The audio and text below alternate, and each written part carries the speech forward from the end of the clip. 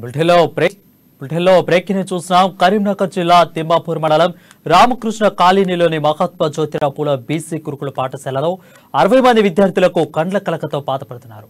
570 మంది విద్యార్థులు ఉంటే 60 మంది విద్యార్థులకు కండ్ల కలకకు గురయ్యారు. హెల్త్ సూపర్వైజర్ లేక తీవ్ర ఇబ్బందులకు గురవుతున్నారు. అయితే స్టూడెంట్స్ సమస్యలను పట్టించుకునే నాథుడే లేదన్నారు.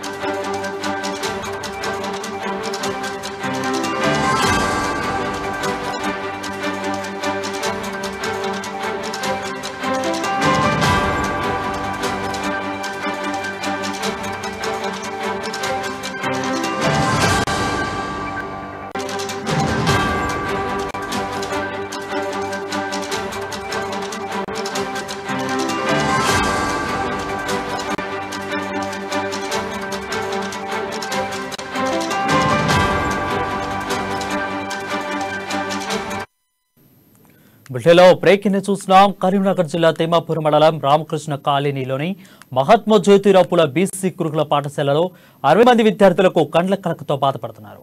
570 మంది విద్యార్థులు ఉంటే 60 మంది విద్యార్థులు కండ్ల కలకు గురయ్యారు. హెల్త్ సూపర్వైజర్ లేక విద్యార్థులు తీవ్ర ఇబ్బందులు పడుతున్నారు. స్టూడెంట్స్ సమస్యలను పట్టించుకునే నాథులేడేలే అన్నారు. దీనిపై మరింత సమాచారం మా ప్రతినిధి శ్రీకాంత్ అందిస్తాడు. శ్రీకాంత్, చెప్పండి.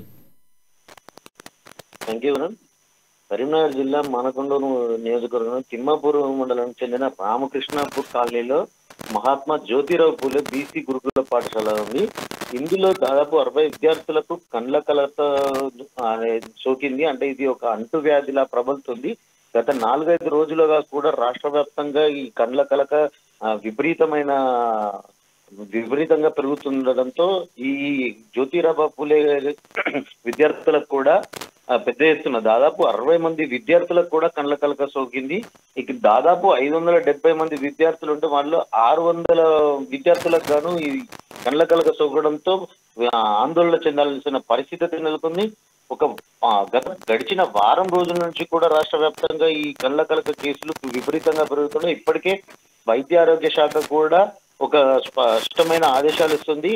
సెల్ఫ్ ఐసోలేషన్ లో ఉండాలి, కండ్ల కలక వచ్చిన వారు స్వీయ నియంత్రణ పాటించాలని చెప్పేసి కూడా, ఒకవేళ నలుగురు తిరగాల్సి వస్తే తప్పకుండా కళ్ళజోళ్లు ధరించాలని చెప్పేసి, అంటే ఇది ఒకరి ద్వారా ఒకరికి అంటువ్యాధులు మళ్ళీ విపరీతమైన వేగంగా కూడా ఇది సోక పరిస్థితులు అయితే నెలకొంటున్నాయి.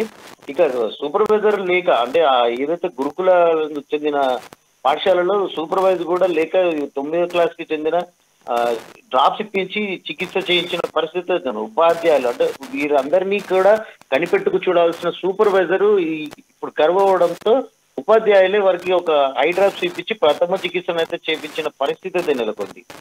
వారం రోజుల నుంచి కూడా విద్యార్థులంతా ఇబ్బంది పడుతున్నారు. అంటే కనీస బాధ్యత కూడా, అంటే ఈ పాఠశాలకు సంబంధించి ఎవరు కూడా పట్టించుకోవట్లేదంటూ కూడా విద్యార్థుల తల్లిదండ్రులు అయితే ఆవేదన వ్యక్తం చేస్తున్న పరిస్థితి అయితే నెలకొంది.